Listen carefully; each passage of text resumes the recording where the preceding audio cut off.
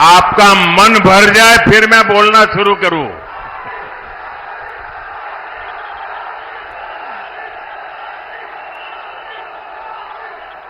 अब आप इजाजत दें तो मैं बोलना शुरू करूं। अब आप इजाजत दें तो बोलना शुरू करूं। इजाजत है?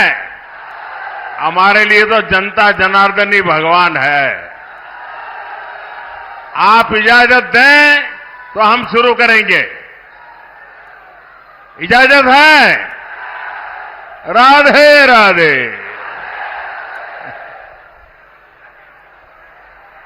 मैं पहले भी अलीगढ़ आया हूं और पिछली बार जब मैं अलीगढ़ आया था तब मैंने आप सबको अनुरोध किया था कि सपा और कांग्रेस के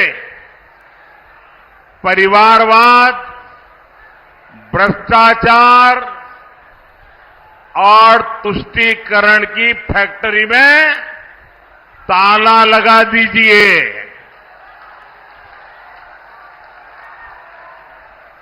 याद है ना? और आपने ऐसा मजबूत ताला लगाया, ऐसा मजबूत ताला लगाया कि दोनों शहजादों को आज तक इसकी चाबी नहीं मिल रही।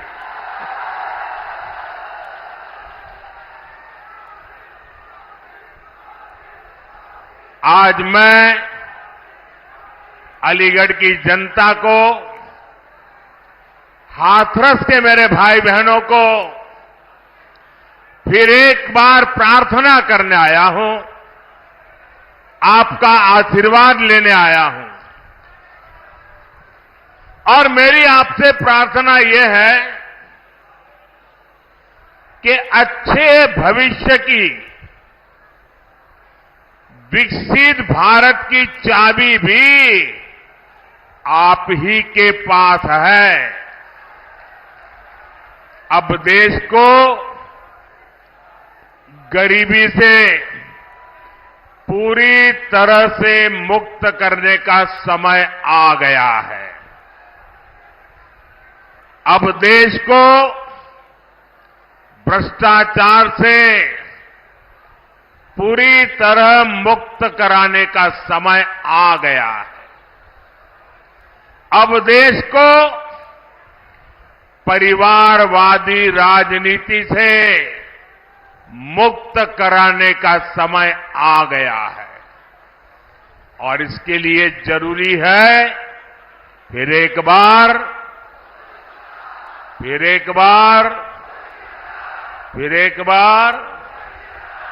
साथियों, इस बार अलीगढ़ में 26 अप्रैल को और हाथरस में 7 मई को मतदान है। आपको अलीगढ़ से मेरे छोटे भाई सतीश गौतम जी को और हाथरस से मेरे अनन्य साथी अनूप वाल्मीकि जी को भारी मतों से जिताना। और इसके लिए मुझे आपके आशीर्वाद चाहिए। और आप भले यहां वोट हमारे सतीश जी को देंगे होंगे या अनूप जी को देते होंगे, लेकिन ये पक्का मानिए, जब कमल के निशान पर बटन दबाएंगे ना तो मोदी को सीधा आपका वोट मिल जाएगा। तो मैं ये वोट मोदी के लिए मांगने के लिए आया हूं। आपका आशीर्वाद मिलेगा, आपका आशीर्वाद मिलेगा, भरपूर मिलेगा। अच्छा, हमें एक और बात भी याद रखनी होगी। एक तरफ फसल की कटाई का समय है, शादी ब्याह का भी समय है और गर्मी तो पूछो मत। है, सब कुछ है, लेकिन भाइयों बहनों, देश से तो बड़ा कुछ नहीं होता ना।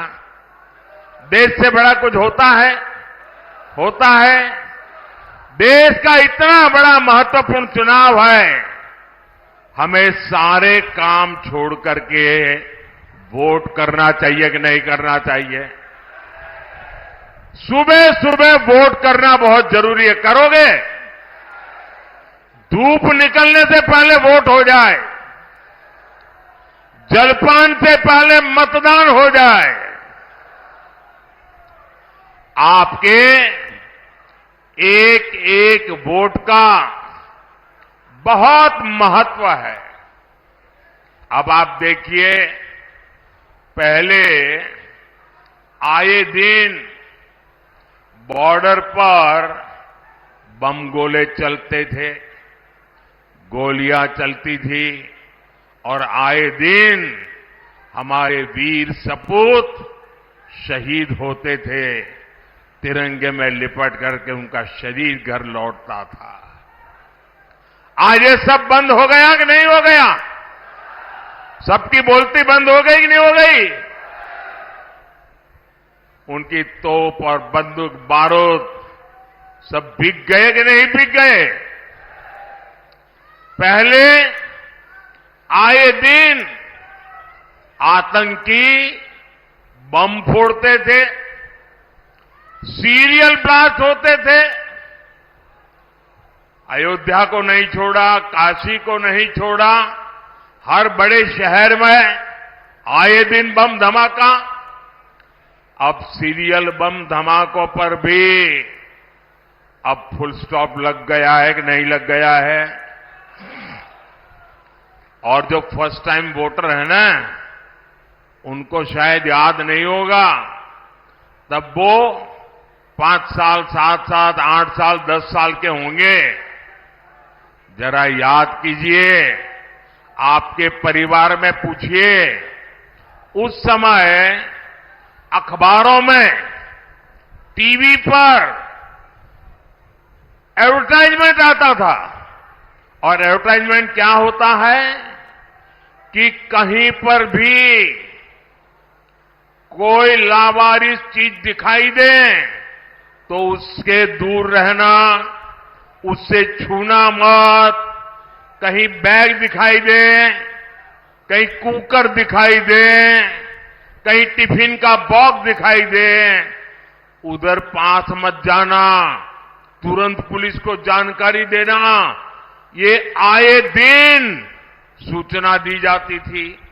एयरपोर्ट पे जाओ तो इसका अनाउंसमेंट होता था, रेलवे स्टेशन पर जाओ उसका अनाउंसमेंट होता था, बस स्टेशन पर जाओ अनाउंसमेंट होता था कि लावारिस चीजों को हाथ में लगाओ। इन मेरे फर्स्ट टाइम वोटर है ना, तब बहुत छोटे थे, उनको मालूम नहीं होगा। ये सरकार लगातार बोलती थी, सूचना देती थी। क्यों? क्योंकि इन लावारिस चीजों में बम रखे जाते थे और कोई निर्दोष व्यक्ति उसको हाथ लगाता था, वो मौत के घाट उतर जाता था। भाइयों बहनों, ये मोदी योगी का कमाल है। ये सारा बंद हो गया। हुआ कि नहीं हुआ? शांति मिली कि नहीं मिली? और जब शांति मिलती है तो सुरक्षा मिलती है तो विकास होता है कि नहीं होता है? पहले आर्टिकल 370 के नाम पर जम्मू कश्मीर में अलगाववादी शान से जीते थे और हमारे फौजियों पर पत्थर चलाते थे। अब इन सब पर फुल स्टॉप लग गया कि नहीं लग गया? लग गया कि नहीं लग गया? पहले अलीगढ़ में भी आए दिन कर्फ्यू लगता था। अगल बगल के लोगों को अलीगढ़ आना है तो फोन करके पूछते थे, भाई शांति है ना, मैं आऊं तो चलेगा ना। शादी की तारीख तय करनी हो तो पूछते थे यार कहीं दंगा हो जाए, ऐसे इलाके में शादी नहीं करेंगे, कहीं और करेंगे। ये हाल था कि नहीं था? ये गया कि नहीं गया? ये योगी जी ने करके दिया है आपको। साथियों, दंगे, हत्या, गैंगवॉर, फिरौती, ये सब तो सपा सरकार का ट्रेडमार्क ही था। यही उनकी पहचान थी और उनकी राजनीति भी उसी से चलती थी। एक समय था जब हमारी बहन बेटियां घर से बाहर निकल नहीं पाती थी। योगी जी की सरकार में अपराधियों की हिम्मत नहीं है कि वो नागरिकों का अमन चैन बिगाड़े। साथियों, कांग्रेस, सपा जैसी पार्टियों ने हमेशा तुष्टीकरण की राजनीति की और मुसलमानों के राजनीतिक, सामाजिक, आर्थिक उत्थान के लिए कभी कुछ नहीं किया।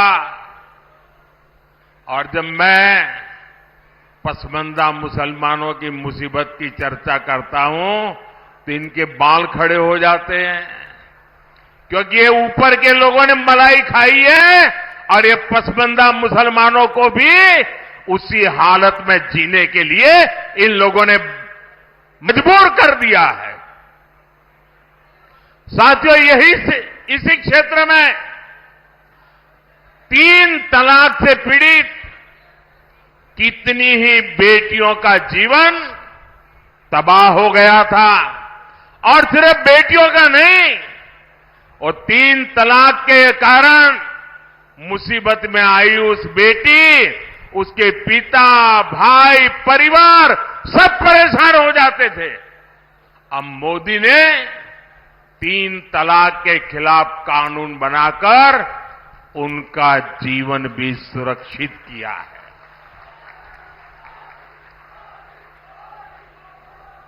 पहले हज कोटा कम होने की वजह से कितनी मारामारी होती थी, उसमें भी रिश्वतखोरी चलती थी और ज्यादातर रसूखदार लोग ही हज जाने का मौका पाते थे। मैंने सऊदी अरब के क्राउन प्रिंस से आग्रह किया था कि हमारे भारत के मुसलमान भाई बहनों के लिए हज का कोटा बढ़ाएं। आज न सिर्फ भारत का हज का कोटा बढ़ा है, बल्कि वीजा नियमों को भी आसान बनाया गया है। सरकार ने एक बहुत बड़ा अहम फैसला लिया। पहले हमारी मुस्लिम माताएं बहनें अकेली हज करने जा नहीं सकती थी। सरकार ने महिलाओं को बिना महरम हज जाने की अनुमति भी दी और मुझे हजारों ऐसी बहनें आशीर्वाद दे रही है जिनका हज जाने का सपना पूरा हुआ। साथियों, कांग्रेस, सपा जैसी भ्रष्ट पार्टियों ने आपके परेशानियों को उनकी कभी परवाह नहीं की। गरीब को पैसे देकर भी पूरा राशन नहीं मिलता था, बिचौलिए ही लूट लेते थे। आज अलीगढ़ और हाथरस के लाखों साथियों को मुफ्त राशन मिल रहा है। इतना ही नहीं, पूरा राशन मिल रहा है। अलीगढ़ और हाथरस के लाखों परिवारों को आयुष्मान भारत योजना के तहत मुफ्त इलाज की सुविधा भी मिली है। अब मोदी की गारंटी है कि देश के हर परिवार में, आपके घर में जो बुजुर्ग माता पिता है, दादा दादी है, नाना नानी है, चाचा चाची है, अब उम्र के कारण और कोई तो काम कर नहीं पाते और उम्र के कारण कोई न कोई बीमारी आ ही जाती है। अब आपके डबल जिम्मा होता है, एक तो परिवार के बुजुर्गों को संभालना, दूसरा जिम्मा होता है अपने बच्चों का भविष्य बनाना, और उसमें अगर बुजुर्ग कोई बीमार हो गए तो सारा बोझ आप पर आ जाता है। ये मोदी है जिसको आपकी भी चिंता है, और इसलिए मोदी ने गारंटी दी है कि आपके परिवार के 70 साल की ऊपर के आयु के कोई भी बुजुर्ग माता पिता को 5 लाख रुपए तक मुफ्त इलाज की चिंता ये बेटा करेगा। भाइयों बहनों, ये राशन मिल रहा है, इलाज मुफ्त में मिल रहा है, घर मिल रहे हैं, ये सब किसने किया? ये सब किसने किया? किसने किया? किसने किया? किसने किया? किसने किया? आपका जवाब गलत है। ये मोदी ने नहीं किया, ये आपके एक वोट ने किया है। आपके वोट की ताकत है जिसके कारण गरीब का भला हो रहा है। और इसलिए इसका जो पुण्य है ना, उस पुण्य के आप भी उतने ही हकदार हैं। भाइयों और बहनों, आजकल जब मैं कहता हूं कि 10 साल में जो किया वो तो ट्रेलर है, ट्रेलर। हमें तो बहुत सारा काम करना है। और जब मैं इतनी सारी बातें बताता हूं ना, तो ये सपा कांग्रेस वालों को समझ ही नहीं आता ये मोदी कहां ले जा रहा है। बोले पहले तो हम तू मैं में राजनीति करते थे, अब मोदी इतनी बड़ी दुनिया की तरफ देश को ले जा रहा है, वो मोदी के साथ कदम ही नहीं मिला पा रहे। अभी क्षेत्र में देखिए, अलीगढ़ में हवाई अड्डा बन गया, पड़ोस में जेवर में इंटरनेशनल एयरपोर्ट बन रहा है, गाजियाबाद अलीगढ़ नेशनल हाईवे बन गया, अलीगढ़ कानपुर नेशनल हाईवे बन गया, हाथरस भी मथुरा बरेली एक्सप्रेसवे से जुड़ रहा है। अलीगढ़ और हाथरस दोनों रेलवे स्टेशन आधुनिक बनाए जा रहे हैं। ये एएमयू तो थी यहां, अब राजा महेंद्र प्रताप यूनिवर्सिटी का भी निर्माण पूरा होने वाला है। ऐसे ढेर सारे काम इस क्षेत्र में हुए हैं।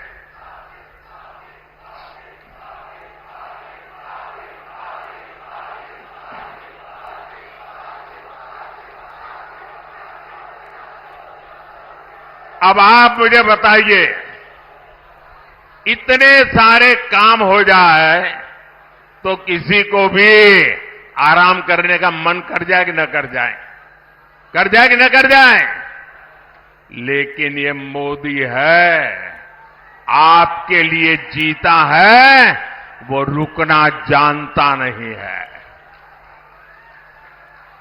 और इसलिए क्योंकि मैंने तय किया है, आपका सपना ही मेरा संकल्प है। मेरा पल पल आपके नाम है।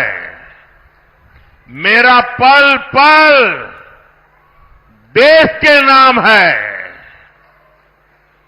24/7 फॉर 2047। न मोदी रुकने वाला है, न मोदी थकने वाला है, और न मोदी मौज करने के लिए पैदा हुआ है। मोदी मेहनत के लिए पैदा हुआ है। वो आपके भविष्य के लिए, आपके बच्चों के भविष्य के लिए मेहनत करने में कोई कमी नहीं रखूंगा।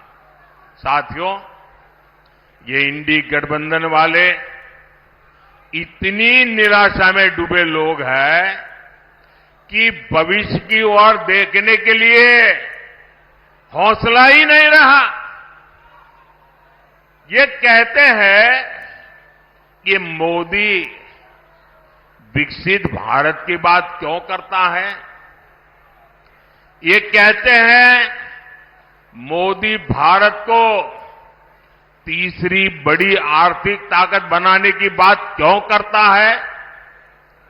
ये लोग अपने परिवार और सत्ता के लोभ के अलावा कुछ नहीं करते और जनता से छलावा करते रहते। साथियों, कांग्रेस और इंडी गठबंधन के एक और खतरनाक इरादे से मैं आज देश के लोगों को, अलीगढ़ के लोगों को आगाह कर रहा हूं। मैं देशवासियों को आगाह करना चाहता हूं। कांग्रेस और इंडी गठबंधन की नजर अब आपकी कमाई पर है, आपकी संपत्ति पर है। कांग्रेस के शहजादे का कहना है कि उनकी सरकार आई तो कौन कितना कमाता है, किसके पास कितनी प्रॉपर्टी है, किसके पास कितना धन है, किसके पास कितने मकान है, उसकी जांच कराएंगे। इतना ही नहीं, वो आगे कहते हैं कि ये जो संपत्ति है उनको सरकार अपने कब्जे में लेकर उसको सबको बांट देगी। ये कहते हैं, ये मैनिफेस्टो उनका कह रहा है। भाइयों बहनों, आप सोचिए, हमारी माताओं बहनों के पास सोना होता है। ये सोना अवसरों पर सिर्फ शरीर पर पहन करके प्रभाव पैदा करने के लिए नहीं होता है। हमारे देश में माताओं बहनों के पास जो सोना होता है, कितना ही कम क्यों न हो, वो स्त्री धन होता है, पवित्र माना जाता है, कानून भी उसकी रक्षा करता है। अब इनकी नजर कानून बदलकर हमारी माताओं बहनों की संपत्ति छीनने का भी खेल खेला जा रहा है। उनका मंगलसूत्र, उस पर उन लोगों की नजर है। माताओं बहनों का सोना चुराने का इरादा। इतना ही नहीं, वो सर्वे करना चाहते हैं कि जो नौकरी पेशा वर्ग है, जो कर्मचारी है, उन्होंने अपनी बच्चों की पढ़ाई के लिए, बच्चों की शादी के लिए जो एफडी की है, फिक्स डिपॉजिट की है, किसकी कितनी सैलरी और कितनी एफडी है, उसकी भी जांच होगी। किसके पास एक वाहन है, किसके पास 2 वाहन है, उसकी भी जांच होगी। यानी किसके पास कितनी जमीन है, उसकी भी जांच होगी। व्हीकल कितने हैं, उसकी जांच होगी। कांग्रेस इसका सर्वे कराएगी। और फिर कांग्रेस कब्जा करेगी। सरकार के नाम पर कब्जा करके आपकी संपत्ति को छीन करके बांटने की बात कर रही है। कांग्रेस यहां तक जाएगी, अगर आपका गांव में पुराना पैतृक घर है, बच्चों के भविष्य के लिए आपने शहर में मानो छोटा फ्लैट ले लिया, और अगर पता चला कि आपका गांव में भी एक घर है, तो दो में से एक छीन लेंगे कि आपको दो की जरूरत नहीं है, जिसको नहीं उसको दे देंगे। कांग्रेस के लोग कहेंगे कि आपके पास गांव में एक घर तो पहले से ही है। ये माओवादी सोच है, ये कम्युनिस्टों की सोच है। ऐसा करके कितने ही देशों को वो पहले बर्बाद कर चुके हैं। अब यही नीति ये कांग्रेस पार्टी और इंडिया अलायंस भारत में लागू करना चाहती है। आपकी मेहनत की कमाई, आपकी संपत्ति पर कांग्रेस अपना पंजा मारना चाहती है। आपका स्त्री धन लूटना चाहती है। माताओं बहनों का मंगलसूत्र अब सलामत नहीं रहेगा, ये कांग्रेस ने कहा है। इन परिवारवादी लोगों ने देश के लोगों को लूटकर अपना इतना साम्राज्य बना लिया है। आज तक इन्होंने अपनी अकूट संपत्ति से देश के किसी गरीब को कुछ नहीं दिया। अब इनकी नजर देश के लोगों की संपत्ति पर पड़ गई है। साथियों, जनता के धन को लूटना, देश की संपत्ति को लूटने कांग्रेस अपना जन्मसिद्ध अधिकार समझती है।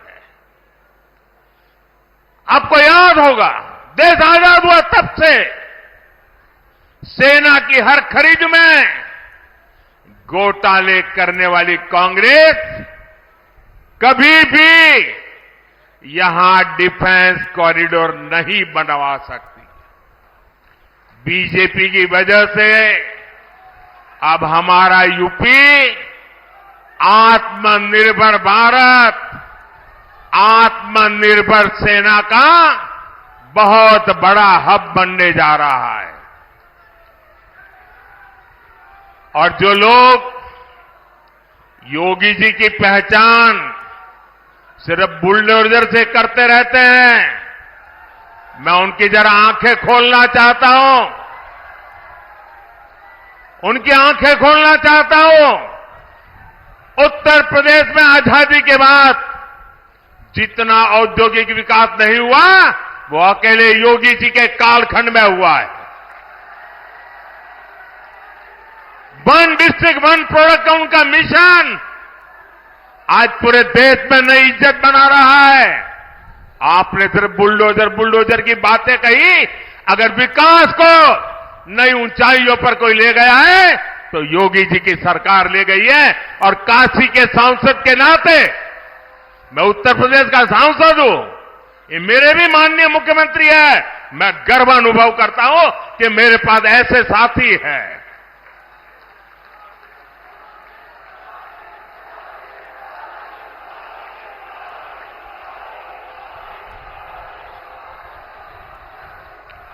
कुछ दिन पहले ही हमने ब्रह्मोस मिसाइल की पहली खेप फिलीपींस को निर्यात की है। आने वाले दिनों में ये घातक ब्रह्मोस, ये मिसाइल भी हमारे यूपी में बनेगी। अलीगढ़ में डिफेंस कॉरिडोर में आपको गर्व होता है कि नहीं होता है? ब्रह्मोस मिसाइल बने यहां, कौन होगा जिसको गर्व नहीं होगा भाइयों? साथियों, डिफेंस कॉरिडोर के साथ ही इस क्षेत्र के पास डेडिकेटेड फ्रेट कॉरिडोर की भी ताकत है। मालगाड़ियों के लिए जो अलग रूट बनाया गया है, इससे यहां दूसरे उद्योगों को भी बहुत ज्यादा फायदा होगा। अलीगढ़, हाथरस और आसपास के छोटे, लघु और कुटीर उद्योग, ये सभी विकसित भारत की ऊर्जा है। आपके काम को बढ़ावा मिले, इसलिए योगी जी की सरकार वन डिस्ट्रिक्ट वन प्रोडक्ट पर और अब पूरे देश में वन डिस्ट्रिक्ट वन प्रोडक्ट पर बल दिया जा रहा है। और अलीगढ़ के ताले हो, हाथरस की हिंग हो, मेटल उद्योग हो, गारमेंट उद्योग हो, गुलाल उद्योग हो, भाजपा सरकार हर उद्योग की ताकत बढ़ा रही है। यहां के लघु उद्योगों को मुद्रा योजना से भी बहुत मदद मिली है। मुद्रा योजना के तहत भी हम भाजपा ने 20 लाख रुपए तक का लोन देना तय किया है। साथियों, इस क्षेत्र में हमारे विश्वकर्मा साथी भांति भांति के काम से जुड़े हैं।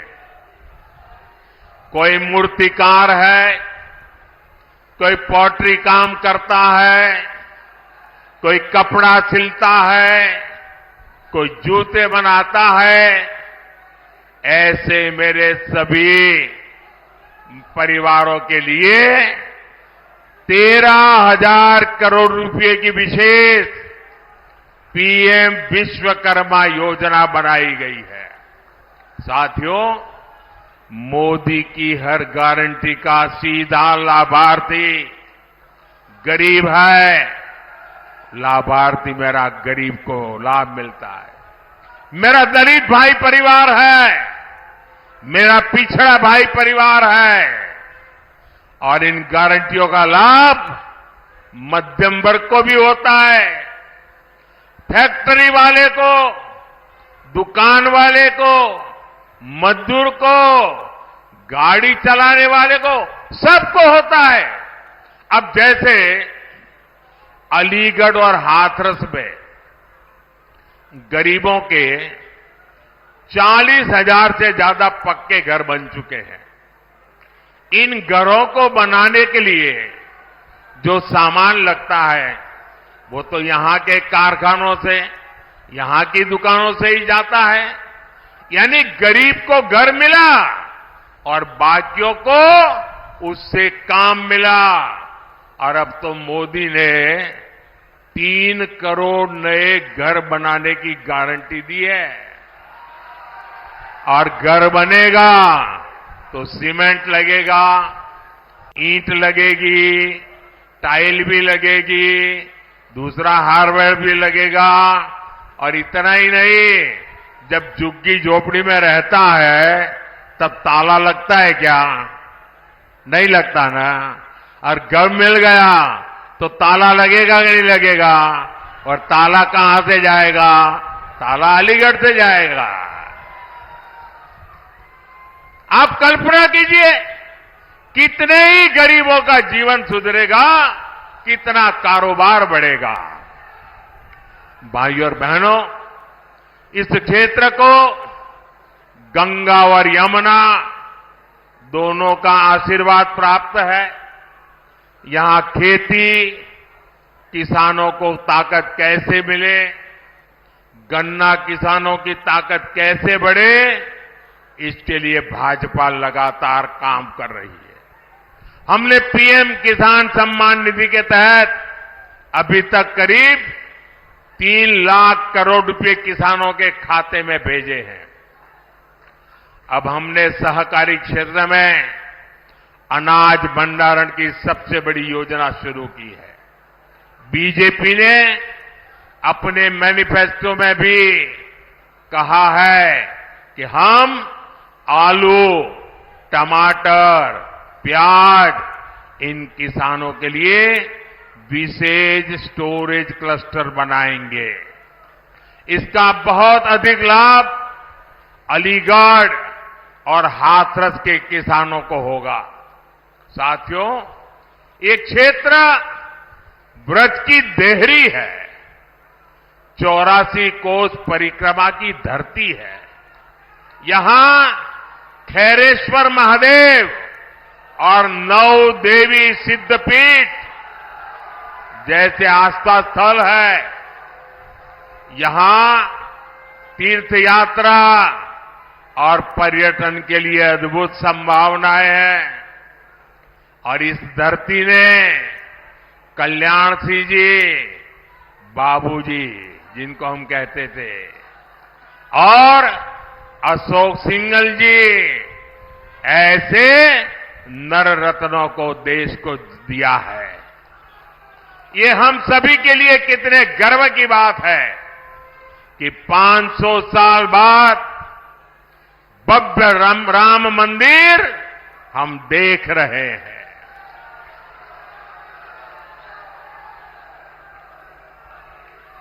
और जब भव्य राम मंदिर की बात आती है ना, तो उनकी नींद उड़ जाती है। उनको लगता है कि ये 70 साल तक हम रोक करके बैठे थे, ये मोदी क्या आ गया, इतने साल में ही कोर्ट से जजमेंट भी आ गया, मंदिर भी बनना शुरू हो गया, मंदिर बन भी गया, प्राण प्रतिष्ठा भी हो गई, रोज लाखों लोग आने भी लग गए। अब इनकी नींद उड़ गई है, मैं क्या करूं बताओ। और इसलिए इतने गुस्से में है, ये इतने गुस्से में है कि प्राण प्रतिष्ठा के निमंत्रण को ठुकरा दिया। कोई ऐसा करेगा क्या? करेगा क्या? मुझे जब प्राण प्रतिष्ठा का निमंत्रण देने आए थे ना, तो मैंने जूते निकाल करके उस निमंत्रण कार्ड को हाथ में लेकर के अपने सर पे लगाया था। मैं उसे मेरा भाग्य मानता था।